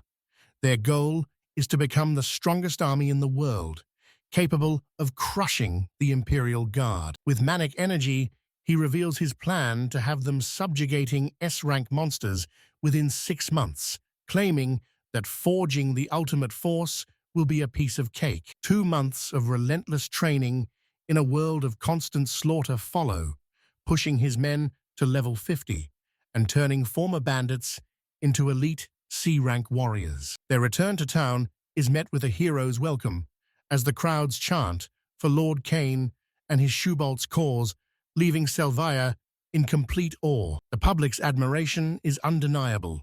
One young boy even declares that no monster can stand against Cain, swearing to serve under him one day. Salvia beams with pride at his popularity, but Cain remains focused, noting that her 5 months of restraint from fire magic have finally prepared her for a new skill. Looking at their progress, Cain at level 31 and Salvia at 25, he knows that taking down S-rank monsters is the key to making their levels skyrocket. Meanwhile, his men are in disbelief. Once despised as mountain bandits, they are now hailed as heroes in a world that usually discards the weak. Overwhelmed with joy, the men weep, grateful to be Cain's slaves if it means having warm meals and a roof, a far cry from their lives as runaway serfs. Suddenly, Cain addresses the public with a shocking declaration, claiming to be a depraved nobleman who treats Salvia like a slave just to fuel his own glory. His face twists into a menacing grin as he shouts that everything is for the Shubalt's family, while a terrified Salvia tries to play along and encourage him. But as he turns away, his villainous mask slips. A single tear falls as the weight of the public's new, manufactured hatred begins to sting. Salvia listens in silence as the mercenaries, under Cain's command, shower her with praise. One man thanks her for her devastating fire magic, noting that with the couple fighting together, the monster population has plummeted. Salvia beams, replying that being called husband and wife is simply a statement of fact. As another mercenary hails her as a powerful mage, Cain stands speechless, a single bead of sweat rolling down his face. Salvia clings tightly to Cain's arm, her face flushed with emotion. She vows to strive to be more useful to him, feeling she hasn't yet earned the title of saint that the soldiers have bestowed upon her. Cain, meanwhile, looks deeply uncomfortable with the public display of affection, dreading the attention of the watching crowd. He lowers his head, a bead of sweat tracing its way down his temple. While he is pleased by her affection, he can't shake the feeling that to any onlooker, it appears as though he is shamelessly exploiting her kindness. Salvia's voice cuts through his thoughts as she looks up at him with unnerving intensity. She asks why he won't use that medicine on her, promising that if he does, she will become his devoted slave out of sheer gratitude. Cain is taken aback, realizing she's referring to the clothes-dissolving magic potion developed by the pharmacist Ruru. He sternly tells her that she doesn't need to use such a thing. Her desperation, however, triggers a memory of Orbold forcing the potion down her throat and ordering Cain to make Salvia kiss him so the liquid would melt his own clothes. With the eyes of the public upon them, they have no choice but to maintain their cover. To keep up appearances, they must continue their performance as a pair of heartless villains. Salvia plays her part with gusto, her face alight with feigned wicked glee. She declares to the cheering crowd that she will use the potion on Cain, enslave him, and whip him into submission, eliciting a roar of approval from the onlookers. She turns to him with a serene smile, but Cain is visibly flustered by the entire spectacle. He reflects that while he believed he was the one in control, seeing this side of her confirms his suspicion. The Shubalt's family is truly peculiar. Later, dressed in practical attire, Cain suggests to Salvia that since the Shubalt's army has finished their subjugation, they should head deeper into the Mithril mine to level up. Salvia claps her hands in delight at the prospect of being alone with him, but their conversation is interrupted by the sudden arrival of the butler, Lancelot. The butler hurries toward them, calling out Cain's name with urgency. Cain's thoughts, however, are still on the Mithril mine, a dungeon from the game filled with formidable creatures. He knows that efficient monster hunting there could yield high-purity Mithril, and his enhanced recovery ability would make the expedition even more fruitful. His focus snaps back to the present as Lancelot explains the situation. An urgent magical communication has arrived from Prince Leon, and Cain's father is already responding to it. Stunned by the news, Cain demands to know the nature of the message. Lancelot delivers the urgent news to Cain and Salvia. A massive undead outbreak has occurred near the capital, and a subjugation order has been given to Salvia's father, Fernand. Furthermore, the Shubalt's family has been commanded to assist Fernand's forces and overlook any of their requests, a detail that causes Cain's father to scowl. Salvia cries out for her father in distress, but Cain immediately understands the true nature of the situation.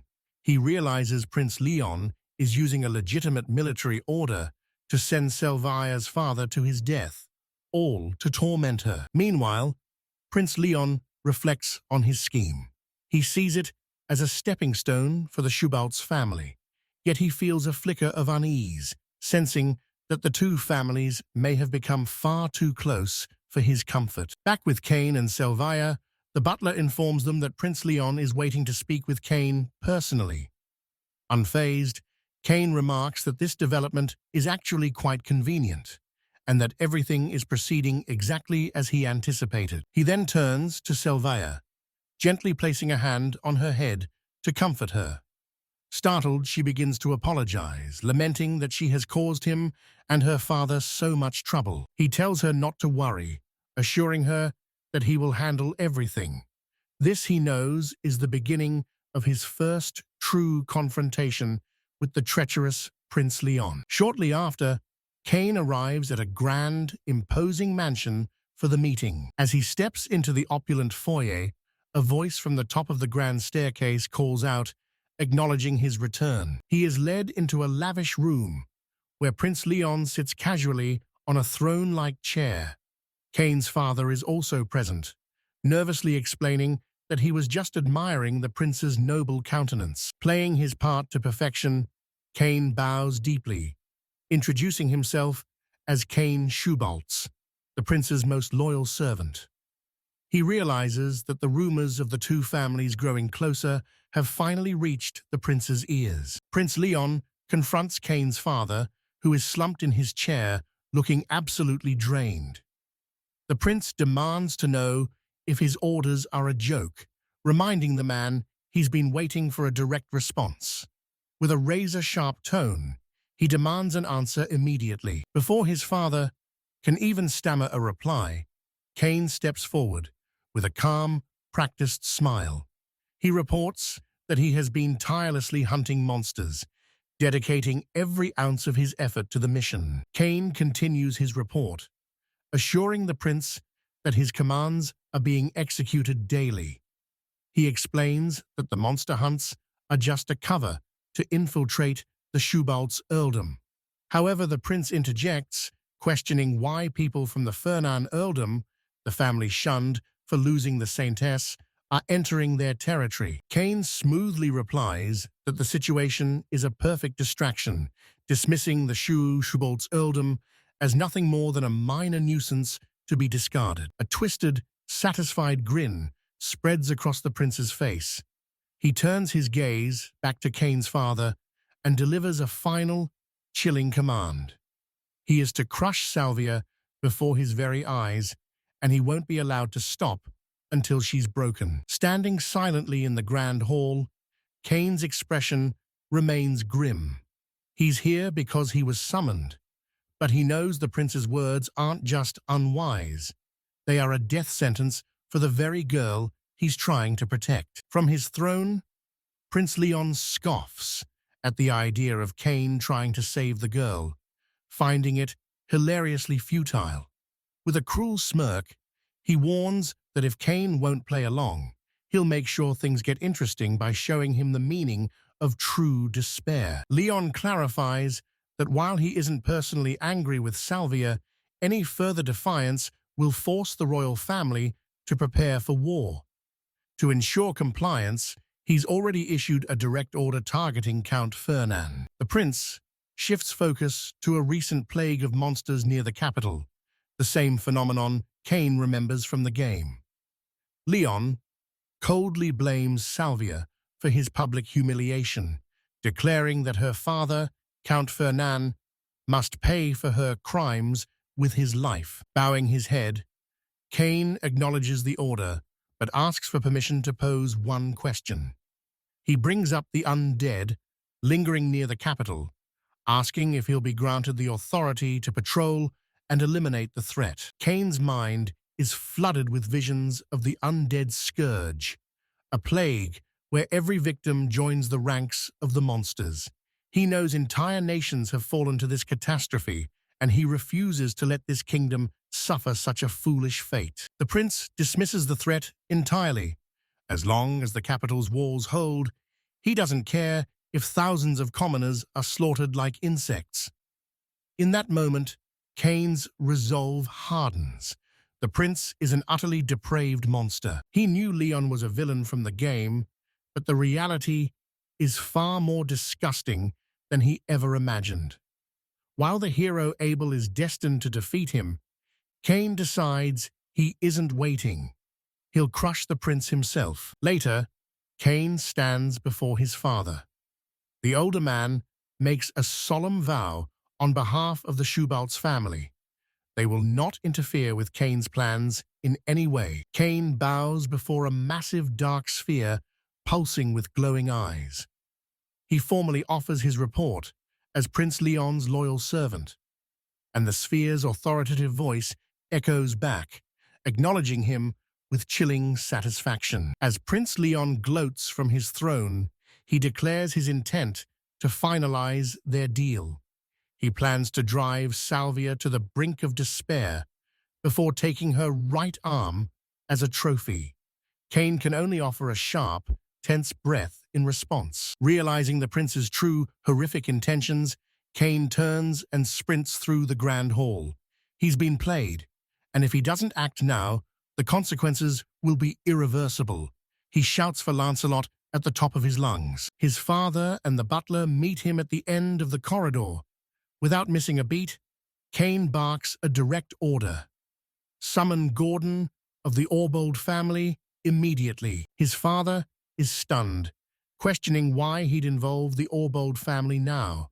Cain meets his gaze with icy confidence, assuring him that everything is under control. The pieces are already in place. He analyzed the unfolding conspiracy. The Shubalt family was being framed for the undead outbreak. To save Salvia's father, Cain realized he'd have to personally annihilate the entire legion, a desperate gamble against an unstoppable tide of death. But where others saw a crisis, Cain saw a goldmine. If handled correctly, this disaster was the ultimate boss rush, a perfect shortcut to level up and seize immense power. Right on cue, Gordon of the Orbold family galloped into the palace on a magnificent white steed. Prince Leon watched in total confusion, while elsewhere, Cain's workshop hummed with the sound of frantic labor. With a chillingly calm smile, Cain briefed the bewildered prince. He revealed that his Shubalt soldiers were being disguised in Orbold armor. A clever ruse he claimed was merely a way to reward his heroes. Leon's composure finally snapped. He shrieked in disbelief as he realized Cain was actively backing Salvia's father. To the prince, this wasn't just a tactical move. It was a personal betrayal of the highest order. Cain dismissed the prince's outrage with a cruel smirk. He revealed his secret identity as Baron Gordon Orbold, the legendary monster slayer, mocking Leon's flimsy attempts to stop him. The prince could do nothing but scream in impotent rage. Cain then turned to reassure Salvia and Eris, promising them absolute protection. As he dispatched his guards to escort them to safety, he couldn't help but notice Eris's lingering gaze. He laid out the next phase. Eris and Salvia would disguise themselves as Gordon's subordinates, with Gordon acting as their commander. The sheer audacity of the plan left Eris speechless. Gordon leaned into the role with theatrical flair, relishing the chance to play the hero. He realized that Cain wasn't just a child. He was a master strategist, worthy of his absolute loyalty. He admitted that while the plan was insane, his devotion to Eris made him a willing participant. Everything was unfolding exactly as Cain had calculated. However, Gordon suddenly remembered a glaring flaw. The Shubald army only consisted of 100 soldiers. This realization sent a wave of concern through Elvira. Panic set in as Gordon realized the impossible odds, but Cain remained unfazed. He told the man to steel himself, promising that every detail had been accounted for. Right then, Lancelot arrived with a massive shipment, 100 mithril swords. Cain explained that this was their trump card, high-tier gear that would turn their small squad into a force of nature. Salvia's jaw dropped at the sight of the gleaming arsenal. She couldn't believe they had managed to mass-produce so many legendary blades in such a short time. Cain's father beamed with pride, confirming the mithril blades were ready for deployment. He stood there with hands clasped, eagerly anticipating the upcoming battle. Gordon was floored. Equipping an entire army with mithril was a feat usually reserved for the Imperial Guard of the Atlas Empire. The sheer cost and logistics behind it were mind-boggling. Then the true realization hit. To use these swords effectively, every single soldier needed at least level 2 swordsmanship. The idea of an entire unit reaching that rank was unheard of. As Gordon stammered in shock, Lancelot stepped forward. The butler calmly revealed that he had personally put the men through a hellish 2-month training regime to prepare them for this moment. Cain's father wore a cold, satisfied smirk, admitting he had pushed the soldiers to the brink of death to forge them into weapons. Salvia could only offer a nervous laugh at the family's ruthlessness. Turning to his son, the father presented an ornate, powerful blade.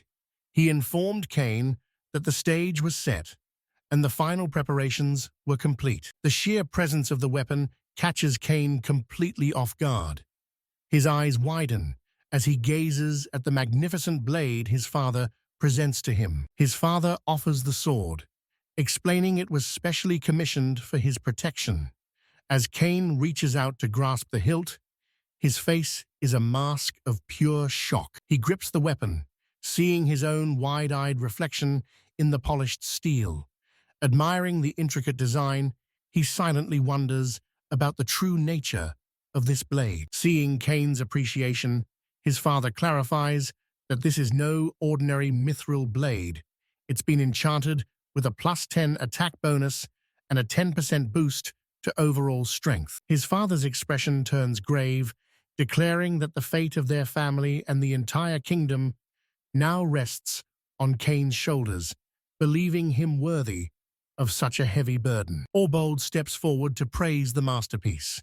Cain's father notes that a +10 enchantment requires a fortune in rare materials, a feat Orbold admits is almost unheard of. A faint, grateful smile touches Cain's lips as he processes the incredible magnitude of the gift he's just received. Admiring the blade's form, he realizes this is a truly reliable partner, far superior to any item he encountered in the games of his past life. His father firmly grasps his hand, delivering one final solemn order. Cain must return alive and bring Salvia back with him. He promises that he and Eris will be waiting. The heavy atmosphere is shattered by a sudden cry as Eris bursts into view, frantically calling Cain's name. Her arrival startles everyone, including Salvia and the prince. She sprints toward Cain, dashing past Salvia, who was elegantly boarding a transport carriage being loaded by the workers. She throws her arms around him in a desperate embrace, exclaiming that Ruru and Ash have prepared a massive supply of enhancement and recovery potions for his journey. Still clinging to him, Eris tearfully begs him to return safely. Nearby, Salvia watches the emotional farewell with a gentle smile before addressing Cain herself. Cain watches as Ruru, the pharmacist, excitedly presents her latest creation, a supreme enhancement potion capable of regenerating lost limbs. Salvia, equally impressed, praises Ruru as a true master. Salvia's own skills have flourished under Ruru's guidance, reaching level 2. Even Cain managed to pick up level 1 in the pharmacist's skill while the supplies were being loaded. Ruru then hands Cain a small pouch, explaining that after many difficult adjustments, she finally perfected the poison he requested. Cain accepts it with a satisfied smirk, but his satisfaction is short-lived as Salvia leans in close, her eyes fixed on a different vial. She asks with terrifying intensity if it's an improved version of that medicine, making Cain jump. Realization strikes her like a bolt of lightning. She recoils, shouting that it's a magic potion designed to dissolve clothes. She can't believe he'd carry such a perverted item to use on his own fiancée. With preparations complete, Cain announces their departure. As they head toward the capital, Lancelot the butler bows deeply, promising to escort them to the main gate. Their journey begins, crossing the vast borderlands of this remote region. Even at top speed, the royal capital is still a grueling 10-day trek away. A massive column of soldiers marched alongside them, racing toward their destination to purge the undead before the enemy's numbers grew uncontrollable. Watching the approaching force from afar, a knight commander's eyes widened in shock as he and his subordinate realized an entire army had arrived at their doorstep. At the fortified gate, the guards halted the mounted contingent, demanding to know their affiliation. A rider from the group stepped forward, announcing they served the House of Orbold. Their armored leader explained that Baron Orbold sent them to purge the undead plaguing the capital. Beside him, a pale, sweating Prince Leon sat rigidly on his horse, while Salvia watched from her own mount. The leader addressed the flustered prince directly, confirming his own identity as Gordon Orbold. The guards suddenly recognized the crest on the lead horse's armor, the emblem of the Orbold family, as Gordon loudly proclaimed his name to the sentries. Confused, the guards admitted they hadn't been told of his arrival, but Gordon explained he was there to reinforce Baron Ferdinand's troops against the rampant undead. His eyes narrowed behind his visor as he delivered a sharp ultimatum. Refusing his help was equivalent to abandoning the kingdom and its people. He then turned his gaze back to the trembling prince, intensifying the pressure to force a decision. Cracking under the pressure, Prince Leon erupted in a panic, screaming that Gordon was right and ordering the guards to open the gates immediately. As the heavy iron gates ground open, the prince's panic instantly evaporated, replaced by a faint, sinister smile. Beyond the walls, Orbold's massive cavalry waited in formation, unaware that the prince's secret order to execute Baron Ferdinand had never reached the rank and file. Once inside, Gordon's men showered him with praise, calling him a true noble, a stark contrast to the idle Prince Leon, who hysterically demanded they credit Cain von Silford instead. His outburst was cut short when a cloaked figure in an intimidating helmet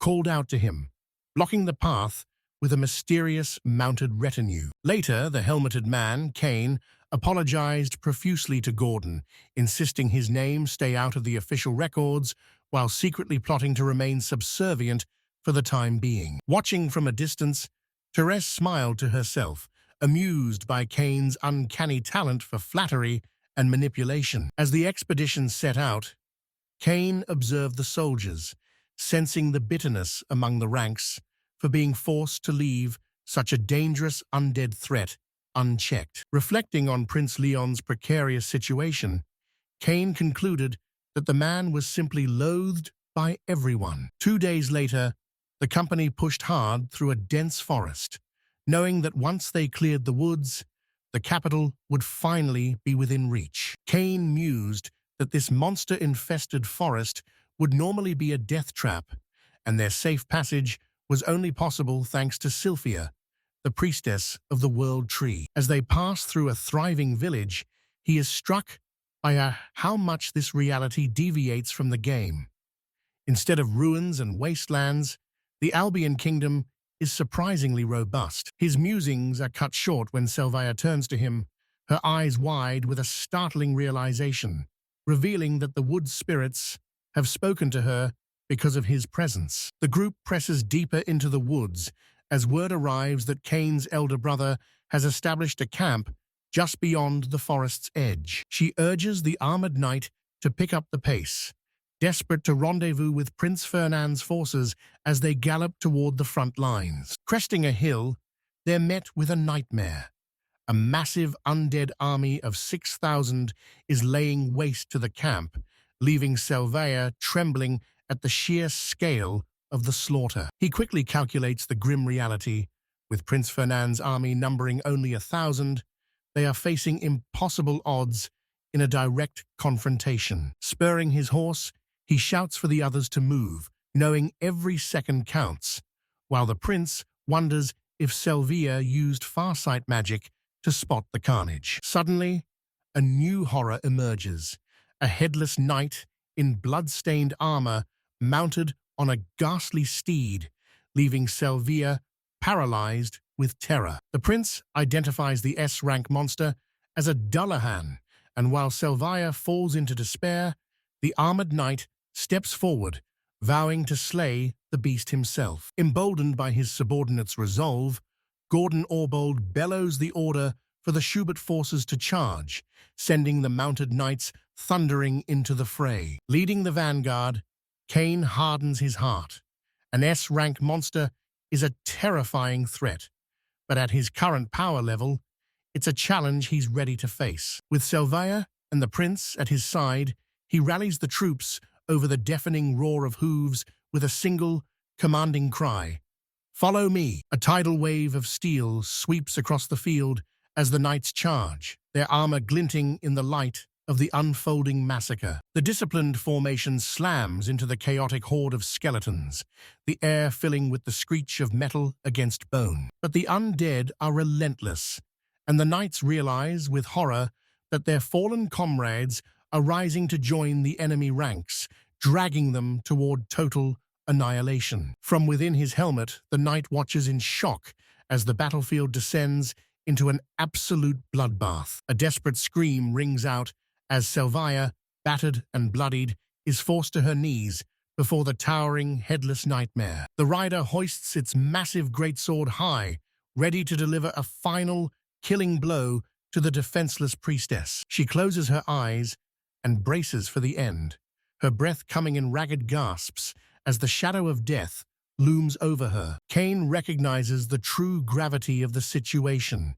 The Dullahan is a level 50 S-rank monster, the pinnacle of the undead, and a foe far beyond his current limits. Facing impossible odds, he pulls out a small vial, a special elixir developed by Liru to precisely halve his HP.